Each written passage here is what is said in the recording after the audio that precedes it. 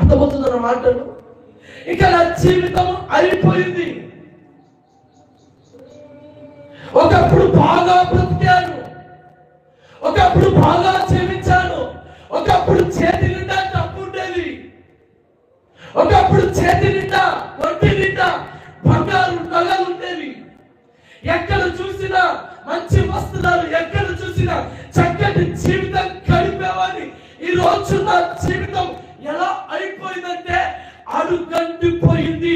అలాంటి వారికి ఒక శుభవార్త, ఎండిన నీ జీవితాన్ని ప్రభు చిగురింపచేయుడుగాక, చిగురింపచేయుడుగాక.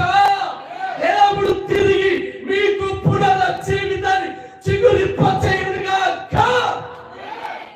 అయితే నేను ఎండిపోయిన వాడను, ఎండిపోయిన దానను, ఇక నా బ్రతుకు అయిపోయింది, ఇక నా జీవితం